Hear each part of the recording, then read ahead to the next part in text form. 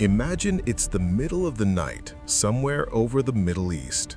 The sky looks calm, no sound, no warning. And then suddenly, stealth aircraft appear on radar screens for just a moment before disappearing again. Thousands of miles away from home, American bombers are flying one of the most dangerous missions of the decade.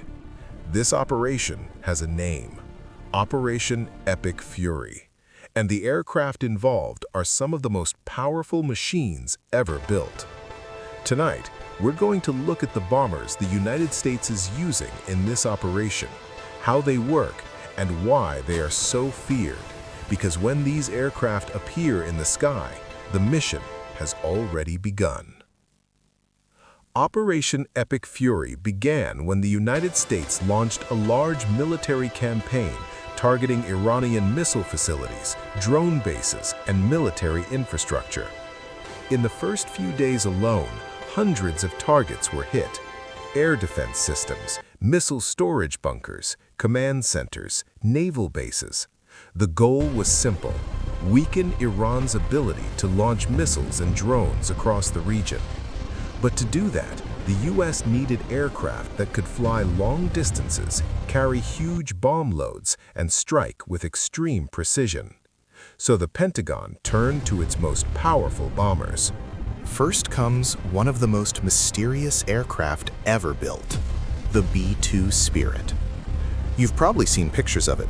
That strange flying wing shape. No tail, no visible weapons. It almost looks like something from a science fiction movie. But the design has a very real purpose: stealth. The B-52 is built to be nearly invisible to radar. Instead of reflecting radar waves like normal aircraft, its smooth surfaces scatter the signal away. This allows it to fly directly into heavily defended airspace. During Operation Epic Fury, B-52 bombers flew extremely long missions from the United States to strike underground missile sites inside Iran. These aircraft dropped massive 2,000-pound precision bombs designed to destroy hardened bunkers. Each bomber can carry up to 40,000 pounds of weapons inside its internal bays. And because the weapons are stored inside the aircraft instead of on external wings, the radar signature stays extremely small. That's why the B-52 is usually the first aircraft sent into a war zone. It clears the path for everything that comes next. Once air defenses start weakening, another aircraft joins the fight, the B-1B Lancer. Pilots often call it the bone. And unlike the stealthy B-52, the B-1 is built for something different: speed and firepower. This bomber can fly at supersonic speed, faster than the speed of sound. But what makes it truly dangerous is its payload. The B-1 can carry up to 75,000 pounds of bombs and missiles, one of the largest conventional weapon loads of any bomber in the world. During Operation Epic Fury, B-1 bombers flew long-range missions to strike missile production facilities and command centers. Many of the weapons they carry are standoff missiles. This means the bomber can launch them from hundreds of kilometers away. The missile flies to the target on its own, which means the aircraft doesn't even need to enter the most dangerous airspace. That's a huge advantage during modern warfare. Now here's the surprising part. One of the aircraft used in the operation is more than 70 years old. Yet it remains one of the most powerful bombers ever built, the B-52 Stratofortress. First introduced during the Cold War, the B-52 has taken part in conflicts from Vietnam to Iraq, and now it's still flying combat missions. Why? Because it can carry an enormous amount of weapons, up to 70,000 pounds of bombs and missiles. The B-52 also has an extremely long range. It can fly across continents and strike targets thousands of miles away.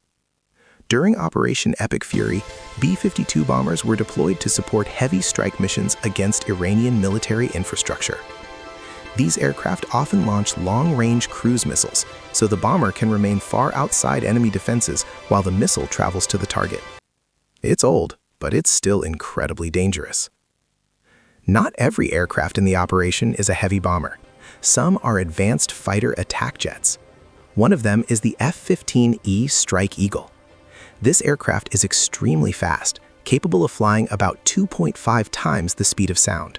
but its real strength is versatility. The F-15E can perform both air-to-air combat and ground attack missions. It can carry precision-guided bombs, air-to-air missiles, a powerful 20mm cannon. These aircraft are often used to strike smaller tactical targets like radar stations, missile launchers, or drone facilities. They also escort bombers and protect them from enemy aircraft. Think of them as the hunters of the sky. Modern wars are not fought by aircraft alone. Unmanned drones are also playing a huge role. One of the most important is the MQ-9 Reaper drone. These drones can stay in the air for hours, watching targets from above. They send live intelligence back to commanders, and when the moment comes, they strike.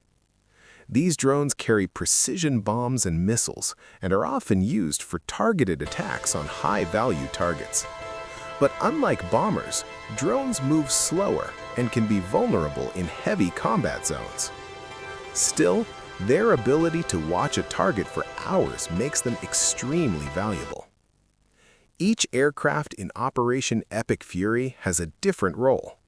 The B-2 Spirit opens the battle by destroying heavily defended targets. The B-1B Lancer delivers massive firepower against military infrastructure. The B-52 launches long-range strikes from far outside enemy territory. The F-15E Strike Eagle carries out fast precision attacks. And drones like the MQ-9 Reaper provide surveillance and targeted strikes. Together, they form one of the most powerful airstrike systems ever assembled. Modern warfare isn't just about soldiers on the ground anymore. It's about technology, stealth, precision, and aircraft capable of flying across the planet to strike within minutes.